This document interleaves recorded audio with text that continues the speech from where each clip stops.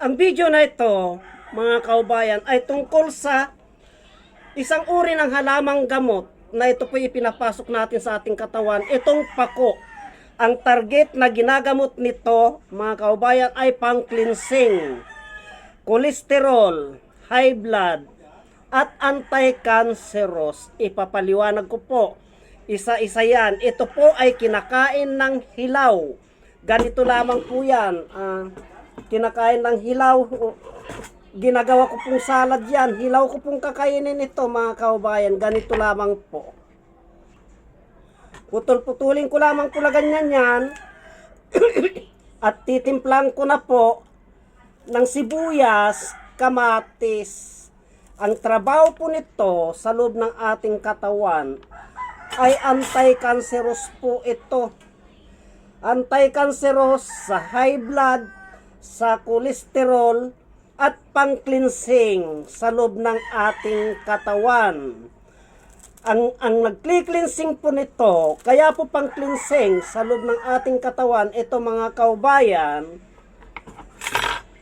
yung dulas po nito, napapasok sa loob ng ating katawan, gigilingin niya po yun, gigilingin po yun.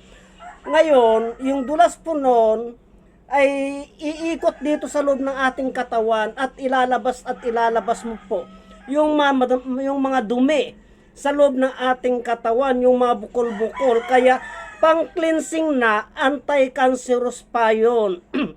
At sa high blood din po, mga kaubayan, simple lamang po ang paggamit nito. Katulad nito, nahiwa-hiwa ko na yan, may sibuyas, kamatis na yan, ilalagay ko na ganyan yan, titimplang ko na po na ganyan. Titimplang ko na po ito, ganyan po, kamayin ko na lamang po kasi naghugas naman po ako ng kamay, ganyan. Yan. Masarap na ulam na ito, mga kaubayan, masarap na ulam na ito. Ulamin ko na po ito kasi puro-puro ang pag-cleansing po. Tandaan po natin, pag ikaw po ay makolesterol, high blood, anti-cancerous, symptomatic ng cancerous, lagi pong marumi yung bodega mo, ang pag-cleansing po, tandaan po natin, ay puro-puro po yan na ipinapasok natin sa loob ng ating katawan para malinisan niya po yung bodega po natin. Katulad po nito, okay na po ito.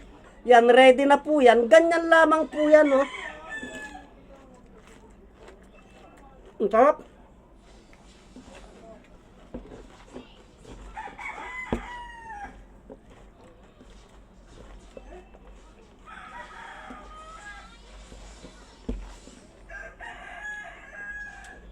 Mararamdaman nyo po hanggat kinakain nyo yung dulas niya po.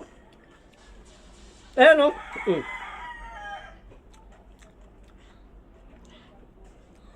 Yung dulas niya po, yun po ang nag-cleansing sa loob ng ating katawan. Yung pakla niya naman po, mga kaubayan,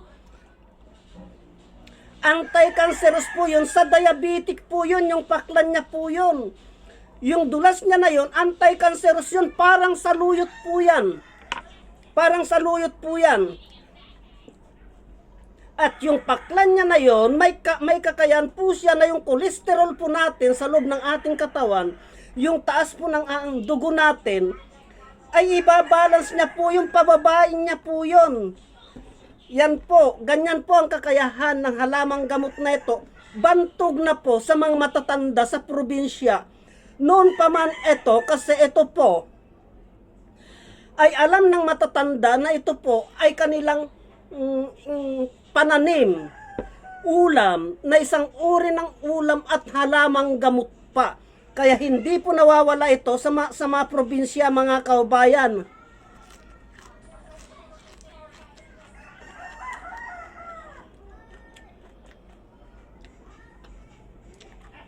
Pag nag-cleansing po ako sa loob ng aking katawan,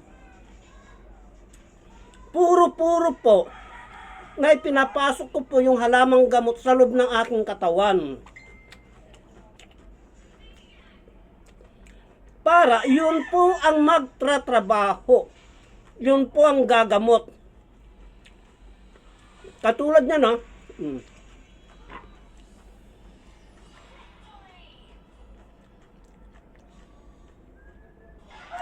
Hanggat nginunguy ako po, nararamdaman ko po yung dulas niya.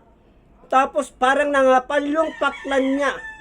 Parang binabalot niya yung dila ko ng dulas po. Yun po ang gumagamot, mga kaubayan. Andun po yung bisa ng halamang gamot na ito, itong pako.